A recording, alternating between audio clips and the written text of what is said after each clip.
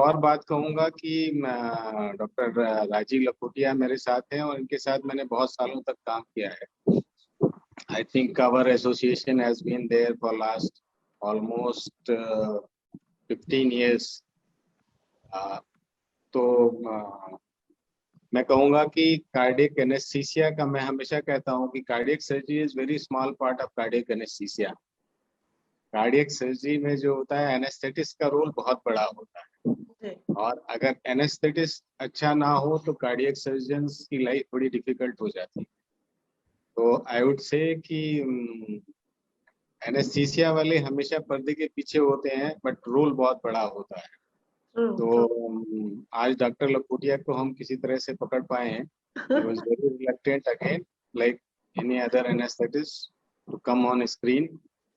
तो अगर एनेस्थेटिस्ट अच्छा है तो जैसे हमने कहा कितनी सुरक्षित कितनी सफल, तो सुरक्षित रखने में एनेस्थेटिस्ट और सफल रखने में भी एनेस्थेटिस्ट का बहुत बड़ा रोल होता है। ट्रू, ये तो मेरा भी ऐसा है।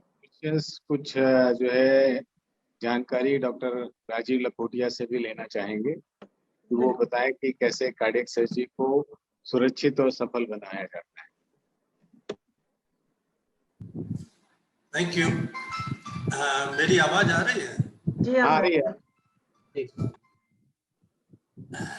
बेसिकली एक ये नोन फैक्ट है कि एनेस्थीसिया का डेवलपमेंट जो है वो it is considered to be in the labs of surgery. जितनी सर्जरी की रिक्वायरमेंट होगी, जितनी उसकी प्रोग्रेस होगी, जितनी डेवलपमेंट होगी और जितनी पेशेंट के हित में सर्जरी को डेवलप करने की जरूरत पड़ेगी, उसी प्रोपोर्शन में एनेस्थीसिया को भी प्रोपोर्शनेटली साइमल्टेनियसली डेवलप होना होता है और वो टेक्निक्स डेवलप होती रहती है। बेसिकली ये कार्डियक सर्जरी एक ऐसा डोमेन है जिसमें टीम वर्क का सबसे ज़्यादा रोल है as compare to other disciplines. उसमें कार्डियोलॉजिस्ट के रोल से शुरू हो जाता है। यदि कार्डियोलॉजिस्ट ने हमें सही डायग्नोसिस देने में चूक हो गई तो कार्डियक सर्जरी को दिक्कत आएगी, कार्डियक एनेस्थेटिस्ट को दिक्कत आएगी। तो वहीं से शुरू हो जाता है रोल। अच्छा, कार्डियोलॉजिस्ट ने डायग्नोसिस सही दिया तो आगे का रास्ता उसी अनुरूप सही होगा। हमें डायग्नोसिस सही मिल जाएगी तो हम अपना एनेस्थीसिया का प्लान उसी हिसाब से अच्छा दे पाएंगे और सर्जन को भी क्लियर होगा पिक्चर में कि मुझे अंदर जाके ऑपरेशन में क्या करना है। उसी अनुरूप हम पहले से वर्कअप कर लेते हैं तो हमारे को पेशेंट के हित में भी, पोस्ट ऑपरेटिव भी हमें पता रहते हैं कि क्या कॉम्प्लिकेशंस हो सकते हैं, हम उसको उस हिसाब से प्लान कर सकते हैं। With regard to anesthesia, it has become quite safe these days। छोटे मोटे जो साइड इफेक्ट्स होते हैं वो एनेस्थीसिया के, चाहे जनरल सर्जरी हो या कार्डियक सर्जरी हो, कॉमन होते हैं। नॉजिया है, वॉमिटिंग है, सोर थ्रोट है ब्रीदिंग ट्यूब की वजह से, वो सब कॉमन होते हैं। Specially with regard to cardiac surgery जो भी रिस्क है एनेस्थीसिया इन पर्टिकुलर, वो it is in proportion to the underlying cardiac disease. For example से बात करेंगे तो ज़्यादा क्लियर हो। मान लीजिए पेशेंट आता है जिसका एक सिंगल वाल्व का रिप्लेसमेंट होना है, तो उसके अंदर एनेस्थीसिया की रिस्क मिनिमल होती है। और यदि एक मरीज आता है जिसके इम्पोर्टेंट दो वाल्व है, फॉर एग्जांपल माइट्रल है और आयोटिक, दोनों में संकुचन जो है सीवियर है, तो उसमें एनेस्थीसिया की रिस्क बढ़ जाती है।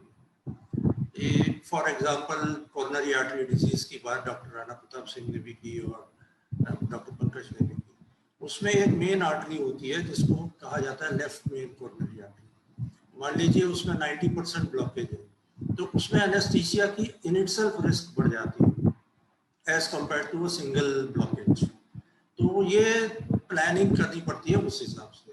कुछ केसेस होते हैं जिसमें हमें ये पता चल जाता है कि अच्छा इसमें एनेस्थीसिया की रिस्क ज़्यादा है, तो हम प्लान कर लेते हैं, हम लोग सर्जन से बात कर लेते हैं। इंट्रा आयोटिक बलून पंप करके एक डिवाइस है, उसको हार्ट को सपोर्ट करने के लिए पहले डाल दिया जाता है और फिर उसमें एनेस्थीसिया दिया जाता है। ऐसे एनेस्थीसिया की रिस्क कम हो जाती है। तो ये पूरा एक टीम वर्क है और जितना अच्छा टीम में कोऑर्डिनेशन होता है उतने अच्छे रिजल्ट्स होने लग जाते हैं उस सेंटर पे। और इसीलिए आपने नोट किया होगा देश भर में कार्डियक पेशेंट्स तो हर जगह हैं, लेकिन सेंटर्स जिनका नाम ज़्यादा होता है वो कम होते हैं। टर्म सेंटर्स नान होते हैं कि यहाँ इतने अच्छे रिजल्ट है, यहाँ इतने रिजल्ट है। उसका कारण यही है कि टीम वर्क जितना अच्छा कोऑर्डिनेट कर जाए तो वहाँ के रिजल्ट अच्छे होंगे।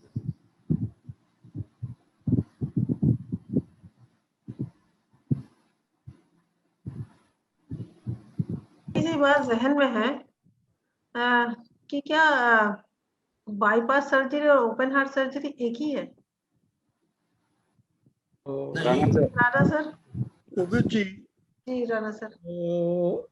सबसे पहले मैं बता दूं कि ओपन हार्ट सर्जरी ये है, जनरली मेडिकल टर्म्स में वो सर्जरी है जिसमें हम सर्कुलेशन को सपोर्ट करने के लिए हार्ट लंग मशीन का इस्तेमाल करते हैं। तो जैसे वेल रिप्लेसमेंट है, बच्चों की बर्थ है, और पहले टाइम में कॉर्नरी आर्टरी बाईपास सर्जरी जो कि उन दिनों में आम तौर पे हार्ट लंग मशीन के यूज से की जाती थी। तो ये सारी ओपन हार्ट सर्जरी की टाइप्स है। क्लोज हार्ट सर्जरी होती है जिसमें हार्ट लंग मशीन को इस्तेमाल नहीं किया जाता।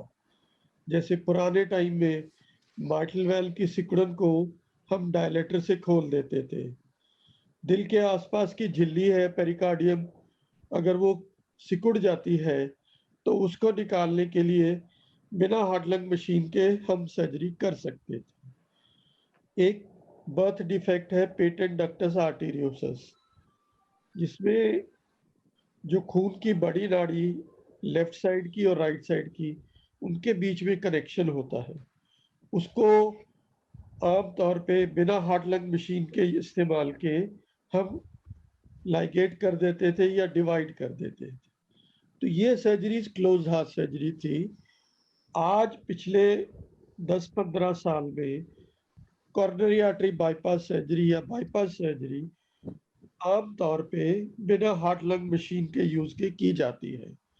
तो ओपन हार्ट सर्जरी और बाईपास सर्जरी में ये फर्क है। Okay okay. और ये भी बताइए सर, आजकल जो सबसे ज्यादा अपने चारों तरफ जो सुनते हैं, ब्लॉकेड हो गया स्टंट लग गया, ब्लॉकेड हो गया स्टंट हो गया, ये वाली कहानी बहुत ज्यादा है। तो क्या ये भी सर्जरी की कैटेगरी में ही आएगा? देखिए, कॉर्नरी आर्टरी डिजीज के उपचार के लिए आज के समय में 2 तरह की सुविधाएं उपलब्ध हैं। एक सुविधा जिसको आप स्टेंटिंग बोल रहे हैं, इसको हम पीसीआई या परक्यूटेनियस इंटरवेंशन बोलते हैं। इस प्रक्रिया को जनरली कार्डियोलॉजिस्ट कैथ लैब के अंदर एक्सरे की या सीआरएम की गाइडेंस के अंदर इसको परफॉर्म करते हैं। इसके अंदर आपकी पेरिफेरल आर्टरी के जरिए या तो हाथ से या ग्रॉइन से कैथेटर को डालकर दिल के पास ले जाके जो नाड़ी सिकुड़ी हुई है उसको डायलेट करते हैं और कि उसके अंदर एक स्टेंट रख देते हैं ताकि वो दोबारा कंस्ट्रिक्ट ना करे। दूसरी प्रक्रिया है बाईपास सर्जरी की। इसके अंदर हम जहाँ पे रुकावट है उससे पहले और उससे डिस्टली या उससे दूर एक ऑल्टरनेटिव चैनल क्रिएट करते हैं ब्लड फ्लो के लिए, जिसे हम बाईपास के नाम से पुकारते हैं। और पे पेशेंट की एंजियोग्राफी के बाद ये फैसला हो पाता है कि ये पेशेंट एंजियोप्लास्टी या स्टेंटिंग के लिए सूटेबल है या बाईपास सर्जरी के लिए जरूरत है। तो उस फाइंडिंग के हिसाब से ही अल्टीमेटली उसका उपचार किया जाता है। जी, ये सही बात है। आपने कितने सिंपल शब्दों में इस चीज को बता दिया कि जहाँ सब कंफ्यूज। जी जी, यस प्लीज। हाँ, आपके उसमें एक पॉइंट ऐड करना चाहूंगा। ये जो आजकल थोड़ा सा कंफ्यूजन रहता है कि डॉक्टर साहब ने बोल दिया और स्टेंटिंग तुरंत कर दी। ये कंफ्यूजन जो आप कह रहे हैं, वो एक चीज होती है जिसको बोलते हैं प्राइमरी एंजियोप्लास्टी। क्या होता है, जब हार्ट अटैक होता है और आप हॉस्पिटल जाते हैं तो कभी कभी क्या होता है, इसको बोला जाता है कल्प्रिट लीजन, की एक नस में ब्लॉक ज्यादा हो गया और उसकी वजह से हार्ट अटैक आया। हो सकता है कि बाकी नसों में भी ब्लॉक हो, लेकिन जो कार्डियोलॉजिस्ट है वो इमीडिएटली उस नस को खोलना चाहता है जिसकी वजह से हार्ट अटैक हुआ है। इसके लिए 6 घंटे का पीरियड गोल्डन पीरियड माना जाता है, तो उस दौरान अगर इसको खोल दिया जाए तो हार्ट का डैमेज जो होता है वो कम से कम होता है। तो इसको प्राइमरी एंजियोप्लास्टी बोलते हैं। उसमें स्टेंट लगा दिया जाता है, बाकी 2 नसों में भी स्टेंट है, मतलब बीमारी है लेकिन उसका उस समय इलाज नहीं किया जाता है। ये पेशेंट अगर नॉर्मली आता है जब हार्ट अटैक नहीं हुआ, तो इसकी तीनों नसों में अगर ब्लॉक है तो यूजली ये बाईपास सर्जरी के लिए जा सकते।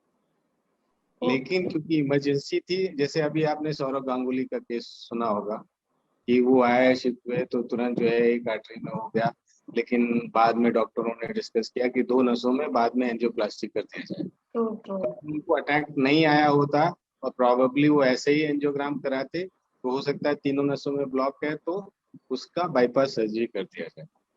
तो ये एक डिफरेंस रहता लेकिन है। डॉक्टर पंकज, सवाल ये उठता है कि कोई ऐसे ही एंजियोग्राफ क्यों कराए?